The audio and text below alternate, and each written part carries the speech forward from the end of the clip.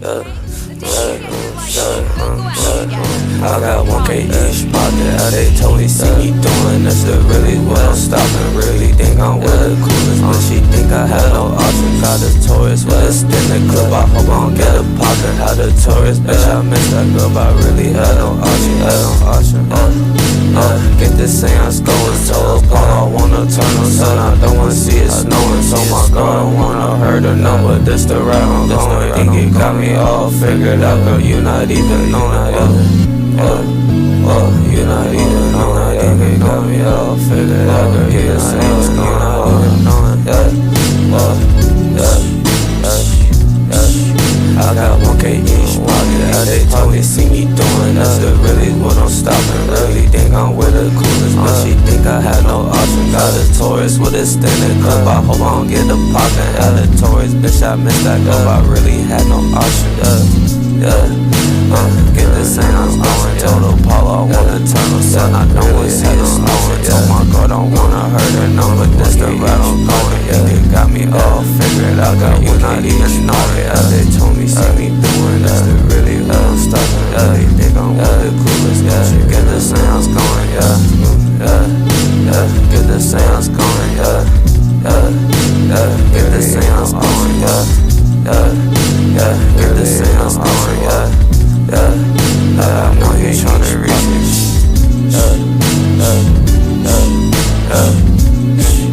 I got 1K each pocket. They told me see me doing this, I really had no option. They think I'm with the coolest, but she think I had no option.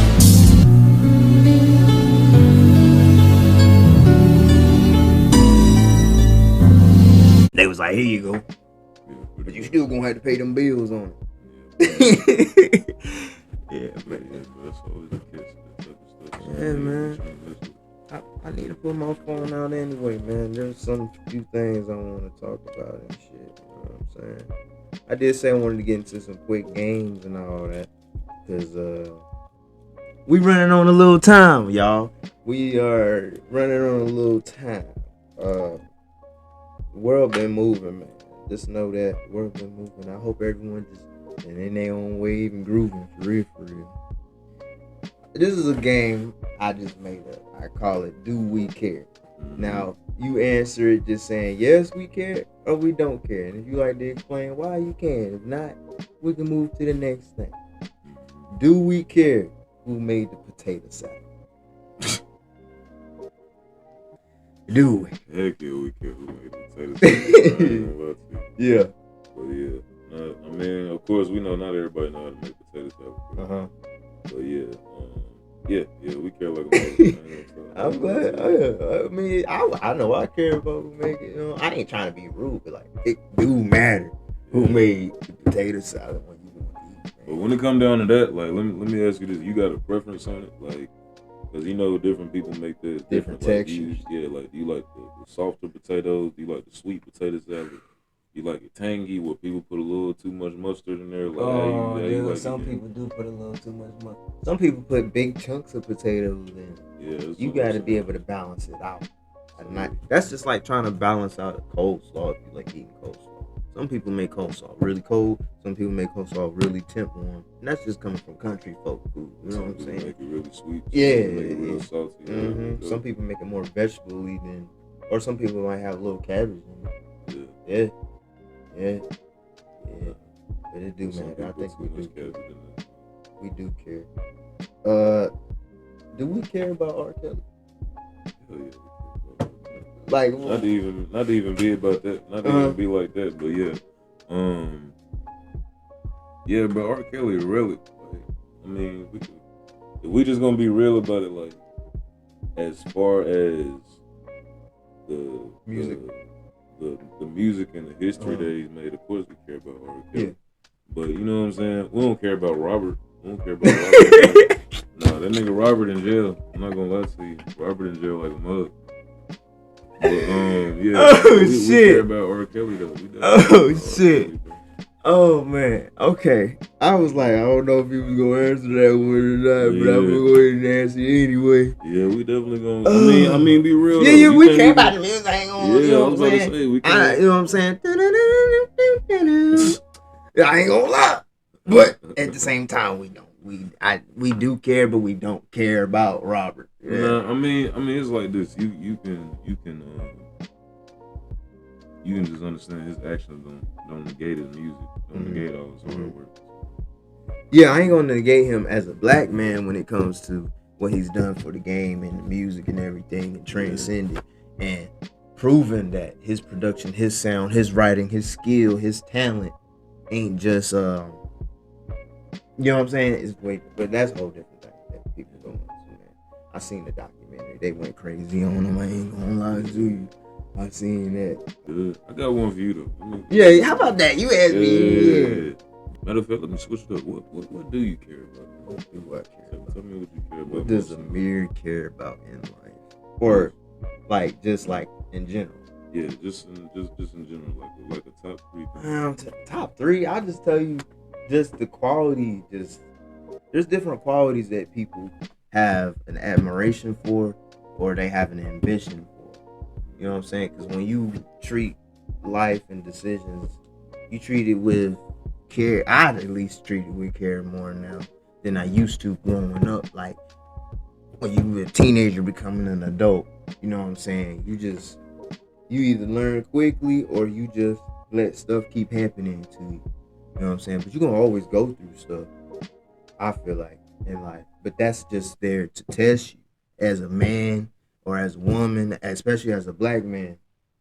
A lot of stuff in life tests us. So it's just, for me, I just really wanted to keep myself busy, but also live the utmost quality of life I can with my health, with my mental, physically, emotionally, just being intelligent in those things.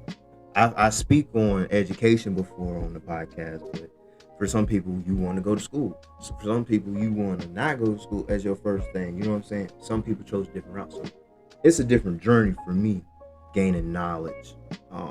I love to learn, but for me, it wasn't always academically, but I knew I could if I wanted to. But it's just I've learned so much more outside of that. You know what I'm saying? But I do eventually want to explore that though. I do. Like walking in here, and again, appreciate you for letting me come by here and chop it up with you for real. You know what I'm saying? And use this space. This is a whole different space, y'all. You know what I'm saying? It's been a different location for past episodes we've been on. You know what I'm saying? But to get back on topic is just being more impactful, staying on that, being more impactful in ways, because I've been better at reminding myself of who I am, who I want to be, and because I am. You know what I'm saying? I know what I am, who I am. And still learning, but I see the growth in other people that's around me too. So if that lets me know I'm in the right atmosphere, right environment for me to excel in life, and to see other people I know and care about excel too. Because it's all about just keep going up.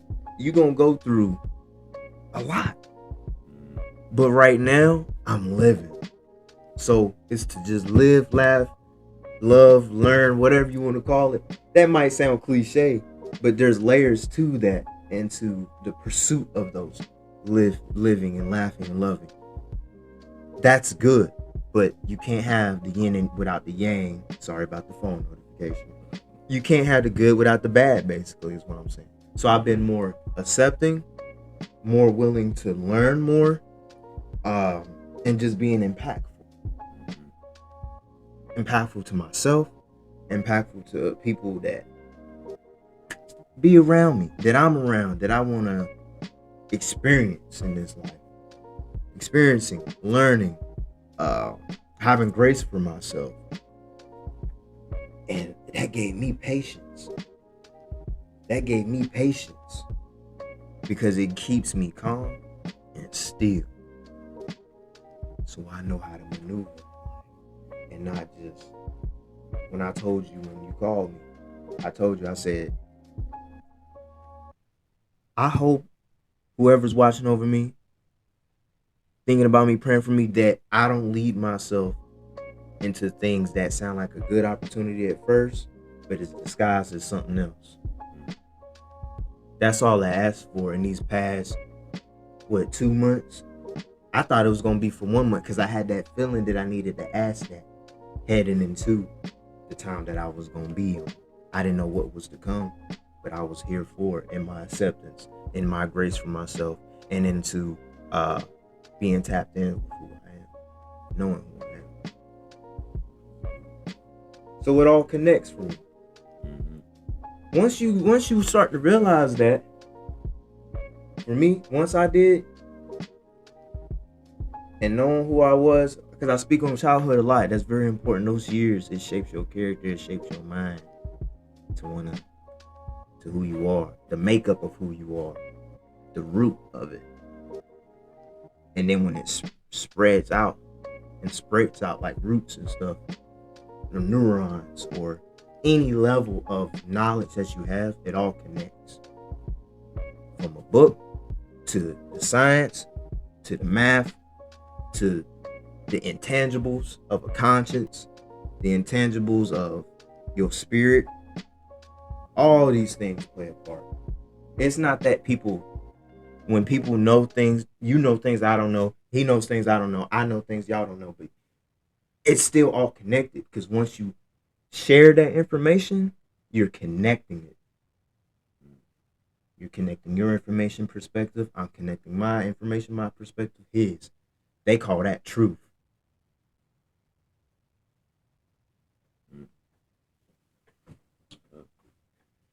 What you mean by that? Who's they? Everybody. I mean, you always gotta ask that question. That's a good question. You know when I say they, me, I say from my life experience and just connecting it all for myself.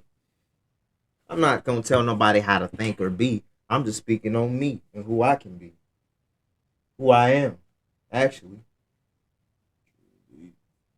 I'm always come on here to be able to spread a seed of information. A seed of information. You asking me a really good question to get me to talk for real. I ain't gonna lie. It might be a rant for some people, but I had to say it. I mean, no, bro. I mean, just the original question I asked you in general. I mean, that's a big thing that a lot of people got to think about nowadays. Like, you gotta realize what's important in your life, pretty much. You know what Once I'm saying? You like, do, you know your purpose. I mean, yeah, because you got to think about it. Coming to a realization of just knowing what to prioritize in your life. Like, if I had to say it for myself, if I gave myself a top, I don't know if I'd give a top 3. It's hard to give a top 3 because you're going to speak on the information you know. Yeah, but I mean, just to list a few things. I mean, it's good of course, first priority definitely be God. Second, my family. My family is definitely everything. Mm-hmm. My legacy, definitely everything. And yeah, bro, just children, like the youth, younger people, being able to lead and guide them better. Like, I definitely say that's a big priority in my life. And I was gonna ask you that on your personal perspective too, just how you feel about exactly how we, just about the younger generation, man. Just about how we're supposed to be setting examples for them and leading them and guiding them, and how important you think they are for our society in general. Just as far as making sure that they got the tools to be able to, grow and branch out, learn, take in information, and become successful in their life, and making sure that we're not doing anything to rob them of their own success, pretty much. You know what I'm saying? Because I mean, I don't know 100% about your background or anything like that, but I know, like, in most neighborhoods around here in Burlington and Graham and stuff, man, like it's a different type of cloth and a different type of politics and a different type of vibe, but it's still all fun. We found fun and laughter in the chaos. Yeah, but that's the thing though. But it was still chaos. Yeah, that's the thing. It was fundamentally it was still chaos. Still chaos, regardless. So it's like getting to that point now where we're adults and we can openly say, like, the environments we were in weren't the healthiest. No. Though we found joy in them. Yeah. It's like we can't negate the fact that these were situations that a child wasn't necessarily supposed to be in when we were growing up. So it's like figuring out how we can remove that point of chaos. Yeah. You know what I'm saying? Because you got a better chance of finding success whenever you take somebody out of chaos and put them into a better situation. You do. For success. You do. You know what I'm saying? And not saying that you can't find success. You can still while find. you living You can still find success within the chaos, but it's gonna have a formula, still a bit with chaos in pursuit of that, because then that makes it more challenging for you to navigate in your journey, because you're gonna be tested even more. That's like a different type of sacrifice, basically, in life. But that's what I'm saying, though. That's why I ask you from a point of children, because when you're a child, that's a whole different type of adversity. Look, it's those early years as a child, and I only speak from my perspective because every black man has either been pulled over, went to jail, even if it wasn't assault or gun type stuff, just went to jail just because they decided to put you in jail, or has faced some form of white supremacy. I ain't just talking about Trump flag, Confederacy. No, there's different forms and disguises of white supremacy, and that's the powers to be. And that's fact. Within the workplace. Well, let me say this real quick. Okay. Because I'm speaking specifically to the black young man, black and brown. Yeah. Black and brown men. To maybe get that. Because I grew up facts. around black and brown kids. Yeah, and that's completely way before. But it's like looking at it like this. When I'm talking about like harsh environments, those type of things start prior to white supremacy and prior to being profiled and police brutality and things like that. It's an illusion on yourself. I mean, nah, but it's like this. Hear me out on this one. Like, it's these type of things start at the home. So it's like it's harsh. Like, most of the time, it's not even a situation of your surroundings. A lot of this stuff starts at the home. It starts at home, but it's the proximity of that home too. No, that's because they come home. When they come home, everyone, you, the child, the other brothers and sisters, the mom, the dad. If there is a mom, there's different combinations of the chaos and of what you just said, the home. Everything plays into that. It's built in a way where we have to fire at each other verbally, physically, emotionally. Perception. That's why I said perception is very important.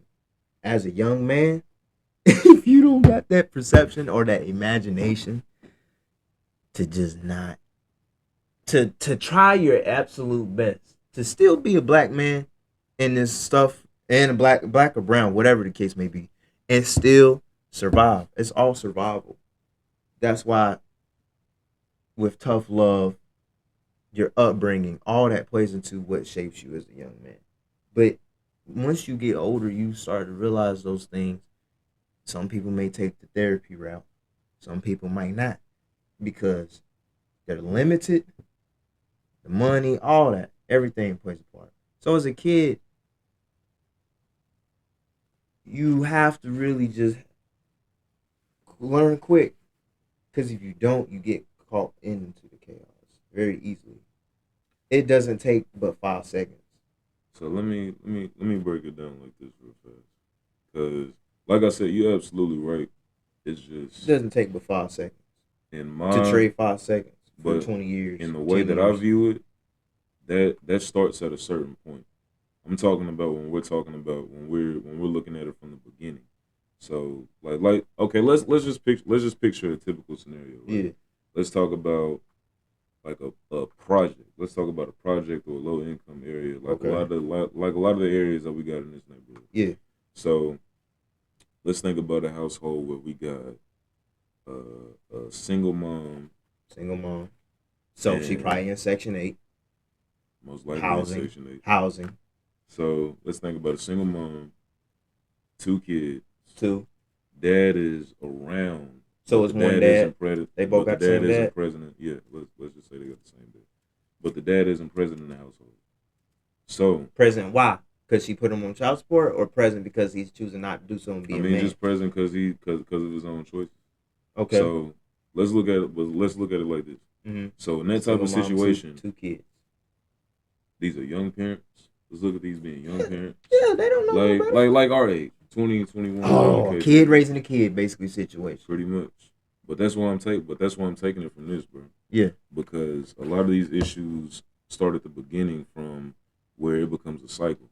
So you got young parents raising kids, being put in situations where they're getting government assistance, where the father isn't in the household, all because even they started without having the proper tools.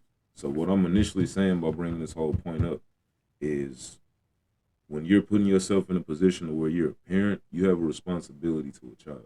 Yeah. Me and you both know that. As a father, as a mother, you got a responsibility to a child. So when you're putting, I don't have a kid though. Well, neither one. Thank God, neither one of us got kids yet. But, he said, "Yeah, nigga, yeah. Not anytime soon." But yeah, you have a responsibility to that child to be able to parent correctly, to be able to take care of them, to be able to protect them from the world, to be able to teach them, to be able to learn them. Yeah, that child is an empty vessel, pretty much. So whatever you're going to show them, whatever you're going to teach them as a parent, it's something that they're going to carry on in everyday life, no matter what it is. And hear me out on this. Kids know everything though. They see everything and they hear everything. But they don't. Kid always paying attention. But the kids always they'll pay attention. But as far as knowing about life, a child is always an empty vessel. Yeah, they don't know nothing about life, but they're seeing it. Yeah, they're seeing it. But that's an attention perspective. As far as how they okay, so look at this. So if you're say you're a child, right? Yeah. If you're looking at this, if you're looking at this printer right here, yeah. And what age? You can I mean just as a hypothetical. Okay. You're looking at this printer right here. Yeah. You can obviously see that this is an object right here. You can obviously see that this is a printer. Yeah. But you know what I'm saying? But you're an adolescent. You might not know what a printer is, what a printer does, what a printer is for. If you ain't been taught that. But that's what I'm saying. So it's my job. It's my job as a parent. Let's say you're my 5-year-old son or whatever the case may be. Mm-hmm. And you're looking directly at this printer. You have no idea what the job is of this printer. Yeah, so you just looking at it. You just see that it's here. You see what it's doing. But have you seen it function? Have you seen someone else use it? You have a lot of curiosity in you. But this is what I'm saying. Now, listen to me, bro. You see the fact that it's right here. If it's on, you see what it's doing. You see the function of the printer. Yeah. But you have no idea why it's here, what it's for, how to use it, or what people are using it for. So it's my job as your parent to teach you every single thing about this thing. Yeah. If you don't know about it. Yeah. So that applies to life. Yeah. A child is being brought into life. Yeah. So it's my job, whenever you see all these things and all these functions and all these different situations and scenarios going on in life, right, it's my responsibility as your parent to be able to break down exactly what life is, how to navigate in life, right, how to protect yourself in life, and how to be able to operate in these life-like situations. And a lot of the times we have a lot of situations where there's young parents or there's misguided parents or there's people who are not even ready to be parents, who are raising kids, and those kids in turn end up growing up, and they don't have the proper tools to be able to function in life because they're not taught the proper things by the parents that they have. And a lot of the times that happens. Oh, okay, so yeah. Yeah, you see what I'm saying? And a lot of the times that happens because those same parents went through the same thing with their parents. So it's like nothing has been passed down for them to learn. That's what I'm saying. Kid on the kid. And every single generation. An adolescent raising because the frontal lobe. Yeah, you see what the frontal lobe, the development. Nigga. And then every time they try to seek help, Planned Parenthood on this corner. This on this corner. This place ain't help. We don't help. And then it's as bad as being a black woman and messing with having a white doctor. What you mean? It's unsafe. It's unsafe for black women to give birth to black babies in America. Why you say that? To have a white doctor. And then the doctor tells your child when they 2 or 3 years old, just because they jumping up and down and having fun, that he has ADHD. Now, as a friend, I had to witness this as a friend who's on ADHD pills in class like a zombie. and then every time it wears off, they need a stronger medicine, and if they don't get it, man, I done seen it with my own 2 eyes. Yeah, The brain hasn't even developed. The way they attack your child. Thankfully, I didn't have to get on it. Yeah, I was like a happy-go-whatever child, but I was making stuff funny and stuff, but like, my grandma ain't take me to no appointment and be like, yeah, your child has this, so we gonna prescribe him this because he can't sit down. It's tougher on boys too. The symptoms for a girl, they have it differently. They changed the curriculum at one point. I'm gonna have to look up the version, but I had seen it. They had changed the book and the version and the steps it takes to break down if a child has ADHD. Now, a lot of times with the internet now, you see more adults being diagnosed with symptoms of autism, symptoms of ADHD, and they just now finding out later on. So, yeah, man, it's a lot of misdiagnosis. They attack us through Planned Parenthood. They attack us through the pharmaceuticals. They attack us within the food, within the knowledge, within the entertainment that we see. They get the child while they're young. If they keep getting to the youth, that's it. That's all they got to do. And it runs a train, runs an assembly by itself. These things already been in place. This is just a modern day version. Absolutely. But that's why, like I said, that's why I asked you that question. Because that's why I said it's scary to have a kid right now. For me, it is.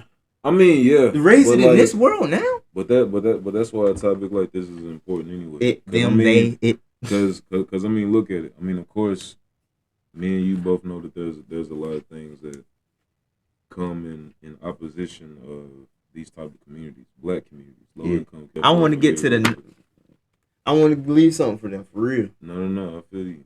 But dang, what was I about to say? Yeah, but yeah. I mean, that's what a lot of these systems is in place to do, bro.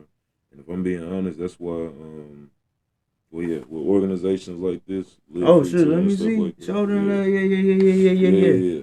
But Live Free Tour. Yeah. But no, it's through Turning Point USA or whatever. Man. So they talk about a lot of these different problems and a lot of these different issues from an executive level. And that means they talk about it from the doctors that are corrupt, the government that's corrupt, and a lot of different things that operate to try to keep people in bondage, pretty much. So whenever they come together and they do these type of events, that's where we get into a lot of these different topics. Right.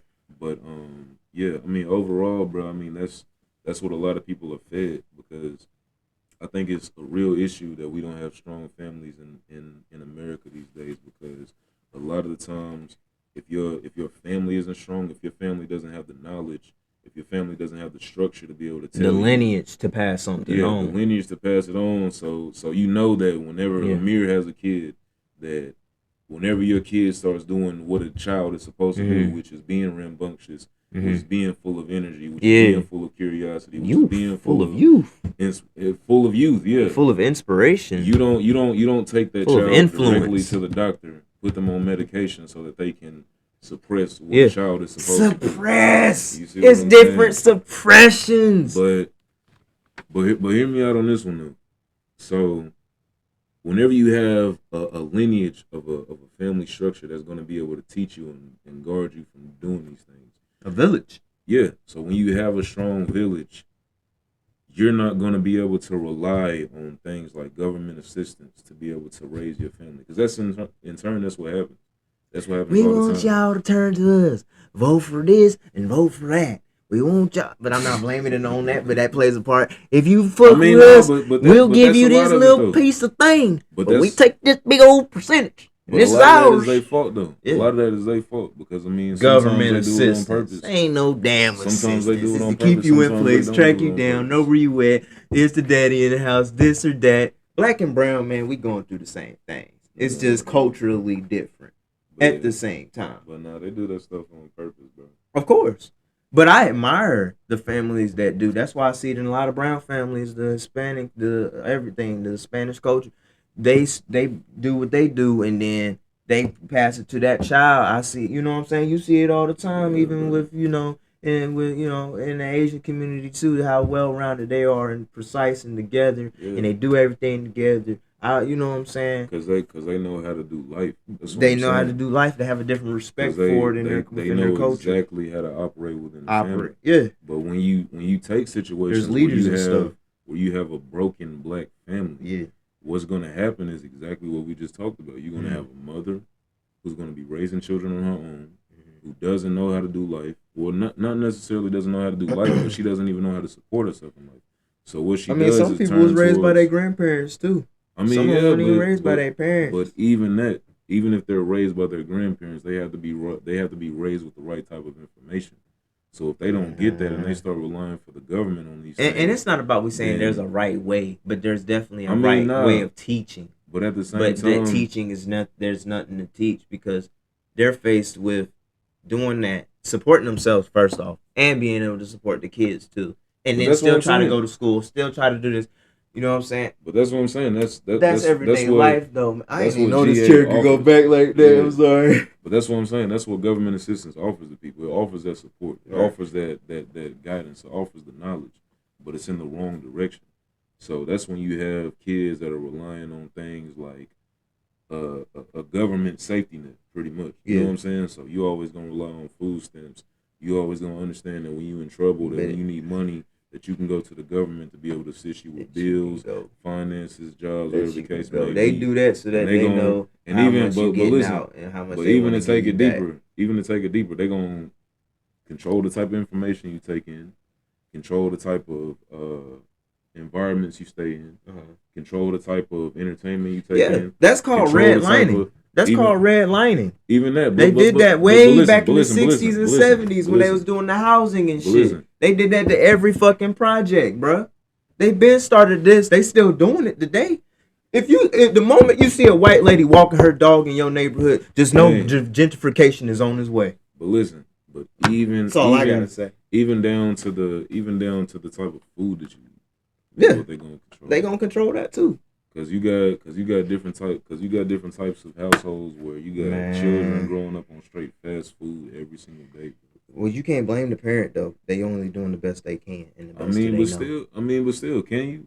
You can't blame the parent? You can't. There's some things you can blame the parent for, and some things you can't, because no matter how good you try to, if you bring a child that's spoiled to the soil with the spoon in the mouth and everything, and the tablet and this and that, they're gonna be so used to having stuff handed to them. If you raise where we come from and what we do, it forces your hand. You gonna eat. Sometimes you're not gonna eat at night. Sometimes you might have to wear the same pair of fucking socks, nigga. But that's just what it is. And that's what kids get desensitized to. But I want them to focus on still finding joy within that pain. Because as an adult, it gets worse.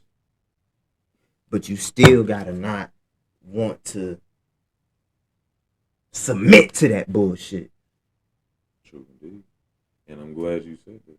I don't want to submit to that. You said that. It's a mindset. They get you here. I'm completely glad you said that. So if that's the case, then why can't you blame it on the parent? Because if you blame it just... But listen. I've already tried blaming it on the parent. That's why. Let me say that. I've already tried that. And I had to forgive myself for that. Because they had to make a sacrifice. But this is what I'm saying. I already tried blaming it on the parent. It didn't work out. I lost lineage with people doing that shit. Hold on. But if it's a mindset thing, if it's a means of you having to be able to because they're already stuck to that. That's their way of thinking. Some people get, like you just said, they get trapped or whatever. That's how their mind is. They can't get out of it. They've already succumbed to it. This is their way of life. No matter how old they are, when it comes to the child or not the child, they've already submitted to that. So when they submitted to that, they're going to pass that. They're suffering still while raising this child. With or without two parents. With or without both parents. Everyone got here somehow because somebody watched over us. But they did the best they could under the conditions that they already had at the time. So when does it stop? By you. It stops by me. It stops by us, by spreading that information to them while they're going through it, because they need relatability. A child needs that. True indeed. As much as they need their father and this and that, the stuff that they do look to when they not around their parents is relatability and surrounding yourself with people that's like-minded so that y'all can grow and expand. I'm not saying y'all both have to be the same, act the same, but there's why people do militant stuff. There's reasons why people choose not to do militant stuff. They take the route of punishing you in different ways. We face those things because we have no choice. That's what they tell you. Telling you, man, you gotta escape it. So it starts with me, you, him. It starts with yourself. When you can't blame a child, you can't blame an adult. I've tried that route. It gets you nowhere but in the loophole of continuing to point fingers. It's not enough of that. It's too much of that, I mean. And not enough trying to find solutions. Solution has always been the answer. So whenever that time comes, when black and brown people get on a consensus, and I mean a real true consensus, because you got different groups and different cultures within your culture, you're going to still deal with them people. You see that in other cultures, but you can't focus on that too much. Yes, you're supposed to come to an agreement and all this and that and a consensus, like I said, because you're still amongst each other as people. You're still amongst each other. So you got to have a level of respect for yourself. And when you become that adult and you develop your frontal lobe and things start to make more sense, you know how to move in life and navigate. But you gotta cancel out the generational curse. It starts with you. Just look at other people as an example of what not to do. We focus on what they did, what's the next thing they gonna do, but focus on what they fucked up on. So you don't do that when you do try to think about wanting to go into something that they doing. Just because it look cool and fun. There's other means of fun. You know what I'm saying? But it sucks that they finding fun within that chaos. It's just what they know. It's just all they know. We've always known to make something out of nothing. We've always been known to do that.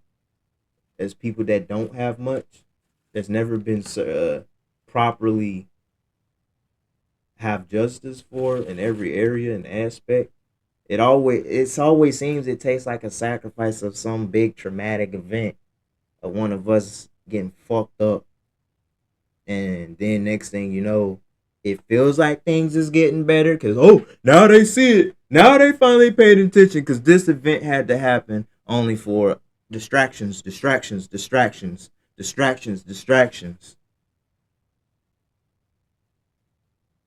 Misinformation. That's a big thing that's going on within families.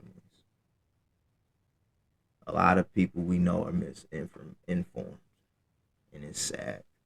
You know, like what you said whenever you said it starts with you. Whenever you said it starts with the next generation. Mm-hmm. But when I asked you that question in the beginning, that's what I was trying to get you to realize, that the next generation is pretty much who's next in line. They're next in line right now. And you gotta, but you gotta think about it like this. There's always gonna be somebody next in line. Yeah. So even after you, your children, the children that you have are gonna be next in line. So whatever I have left, that's it. I can't take it with me.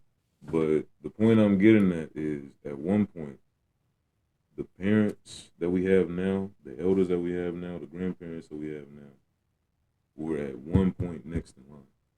Yeah. So had the same ability, had the same control, had the same destiny to be able to change and rewrite the generational curses and the history and the legacy that we have in our families. Mm-hmm. So, and it's not to say that you do it from a point where you have to 100% put the blame on a parent at all for what has happened, because I mean that's not going to change anything once you become an adult anyway. Nope. But it comes from a point of holding somebody accountable, like, you know, you built gotta, up resentment and shit. No, not built up resentment. Not built up resentment. What you trying to say? Accountability. Oh, yeah, that one. Yeah. That one, but, and when dealing with your parent or guardian. No. Well, yeah. But I'm saying like this. When it comes down to accountability, it's like as a parent, like if like say me and my parents are sitting down having a conversation, and assume that we were in this same ideal hypothetical that we've been talking about this whole time. Y'all having that conversation. Yeah, and you know, and me moving forward as an adult, of course, it's everything is on me at this point. I control my own life. I control my own destiny. So it's about the steps and the decisions that I make. But at the same time, if I didn't grow up with the tools necessary for me to navigate as successfully in life as possible, that's something that my parents have to take accountability for on their end. On their end. You still have a responsibility to that free will decision. That's you. You in your time. But also they have a feeling of, did I do it right? You see what I'm saying? Did I lead them the right way while they're out there on their own? There's stuff that goes through their mind that we sometimes don't think about. Yeah. And sometimes there is a right or wrong. So there is a right or wrong. A lot of people don't try to express it, but you know there is a right or wrong as far as the things that you're supposed to expose and the things that you're supposed to protect your child from.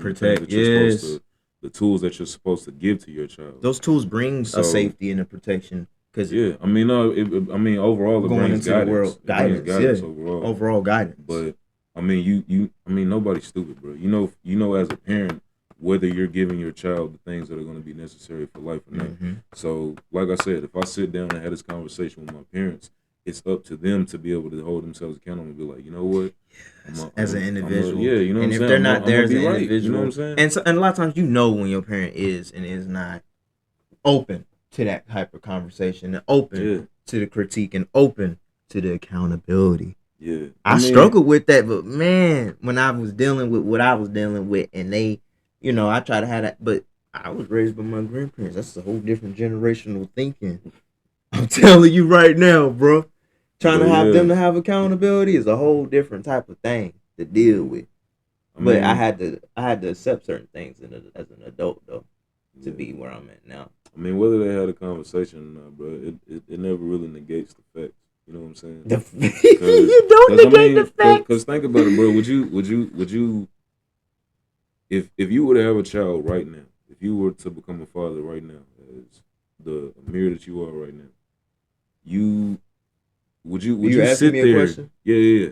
This is another loaded question. Yeah, nah, I get it though, because this is the conversation that needs to be had. I get it. Change of perspective. Yeah, right? I need it. Reasonable. Would you put the blame directly on your 5-year-old son for the things that you didn't teach him, for the things that you were responsible for teaching him? And I ain't gonna blame him. I ain't gonna blame. As far as like, I ain't gonna blame him for what I didn't teach him. But I'm not going to put that much pressure on myself because I know and understand from my perspective of knowing dudes that I grew up with that might have been young and had kids and now they got an older wife now or a BM as they call it, a baby mama. When you see that, and when I see that, I know what I went through, I'm going to have to not put them through that. And also set them up in a way to not be put through that. If we're speaking hypothetically, if I were to have a child now. But then again, the world moves so fast. Like fast. Way faster than it ever has. And it's only moving faster when you look at information. And when you look at your perception of that information as a young adult that's still growing, still wanting to learn. You just got to be a different built type of father. Just don't be that. Don't be him. You're supposed to be a better version of them. That's what they really want. They want the best for you. But while doing your best, I also realize you're going to disappoint me at times. But that level of disappointment doesn't come with not wanting to support you no more. That's with any relationship. No, good, with any relationship, any form, from mom to girlfriend to this. Once life disappoints you. Part of life disappointing you is people you care so much about, they disappoint you too. But it's how you take it though. It's not about, oh, you did this, you did that, you hurt me. Because hurt people hurt other people. And some people do it bad. And they never snap out of it. Because they let it change them. But I don't want to sit on that too long. I feel like we said enough on that. Yeah. How did the game get us here? See what I'm saying? Yeah. Asking the right type of questions, because it's like, that's what this is about. Ill conversation. We're back on. I should have been said that, man. We back on motherfucking ill conversation, man. Like, man. Matter of fact, you choose one. The first one you see. Like these questions right here. Or that, or the same. It don't matter. Whatever you see that you want to leave them with. You can even do the question too. Wow. They gotta hear this one. Nigga, this is just what we was talking about right here. Let me read it out loud real quick. All right. Dear black men, forgive me for making our children casualties of broken relationships. I didn't know how to cope with my hurt. This is exactly a page out of what the conversation we were just talking about. Read that again. It says, Dear black men, forgive me for making our children casualties of our broken relationships. I didn't know how to cope with my hurt. Yeah, that's crazy. The first question is, what do you feel when you read this statement? It resonates hard for one. It resonates completely hard. I feel like just from hearing that statement, that's a lot of what we have going on in households, period. Yeah. A lot of times you see a lot of children paying for broken relationships or broken families or broken people in general. Bro. Broken people amongst each other in the house. They make a lot of children pay for it. So it just resonates. The second question is, have you experienced parental alienation due to a failed relationship?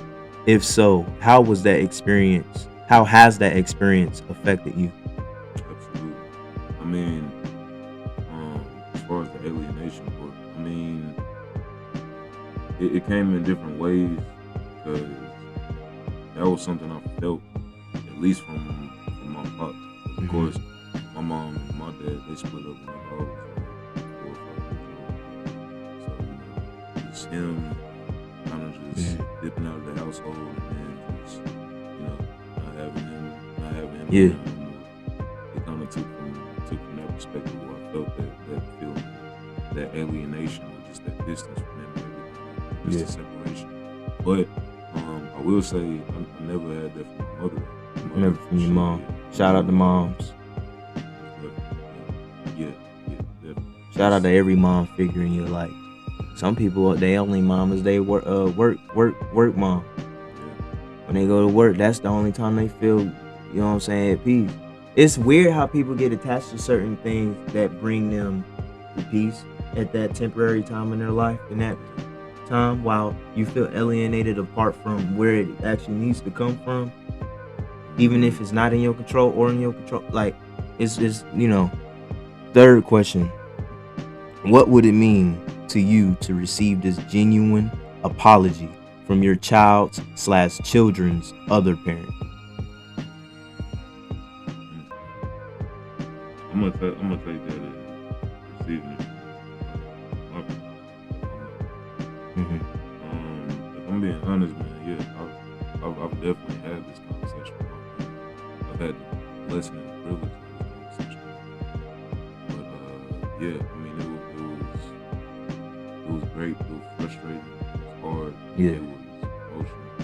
But it was definitely a conversation that we had, as far as being able to let them know the entire time all this was going down, I was present. You know what I'm saying? Kind of like what you were saying with children always being aware of what's going on around them. Always. They may not understand exactly what it is, but they're always aware that something's happening. So, just being able to break that down to your parents, like, while all this was going on and y'all were just thinking I was just a child, a 4-year-old in the background. Yeah. I was paying attention all the time, so I noticed exactly what was going on. It's like with that conversation, when you talk to 22-year-old version of me, you're also talking to 9-year-old me, 8-year-old me, 12-year-old me, 16-year-old me. Oh, damn. you knew it was gonna lead into that. For real. If y'all want to tap into this book, Dear Black Men, Dear Black Men, affirmations, questions, and apologies you may not have heard. Where did you get this book from? Man, if you remember, if you an OG fan, and you remember how I used to go live on IG, this is like early 2020, 2021, season 1 of Ill Conversation. I used to have books like this, and we talked about it briefly a few times, but we never really expanded on opening it like this. But I also have another book that I want to share called Post-Traumatic Slave Syndrome, a different form of PTSD specifically for Black and brown folks like us, and women, men and women including, doesn't matter what level of reading you have. It's very informative in different lifestyles and all that. It goes into it. But this book right here, Dear Black Men, affirmations, questions, and apologies you may not have heard. It gets a little vulnerable, but it helps. It's helpful. It's very helpful into tapping into you in that healing process.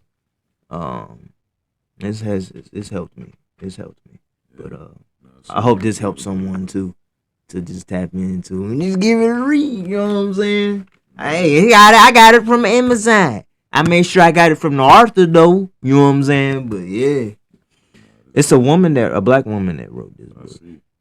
Jewel Guy is a healer, empathetic soul, life coach, speaker, and visual storyteller. Her life's motto is, I just want to heal the people. And she avails herself to be a consistent conduit of healing. That's good. I'm glad we got people like that. Yeah. Where'd you get the book from? I got it. Somebody had recommended this. I'm trying to remember. But I had got it from Amazon, if I'm not mistaken. Years ago. Dear Black Men by Jewel Guy. It's a woman. Yeah. It's her right here. You know what I mean? Yeah. Dear Black Men. Yeah, man. That was a good one. That was a good question to ask. That I want to leave them with. And Dear Black Women, too. They might need that question, too. Dear Black Women. Shout out to the women, you know what I'm saying? They're black people in Gentrification, right? Black people. You know what I'm saying?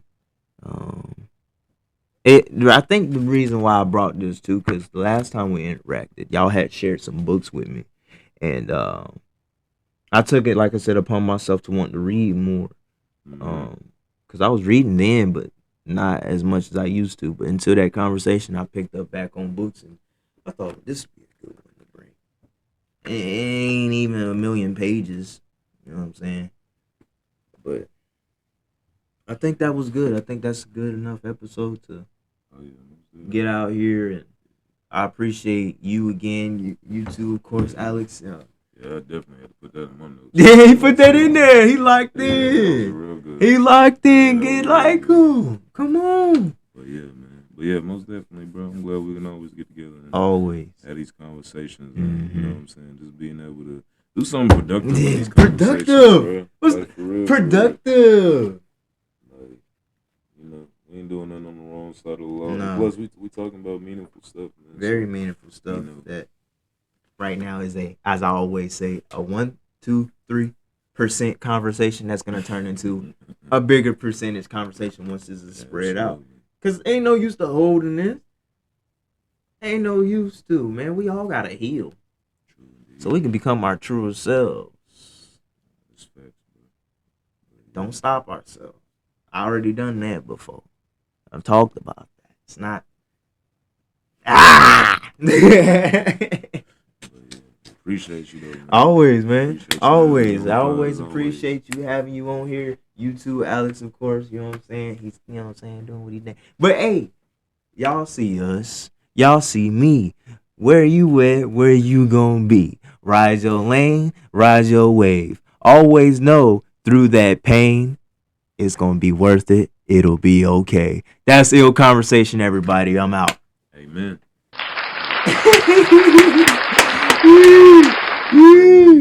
We out. Peace.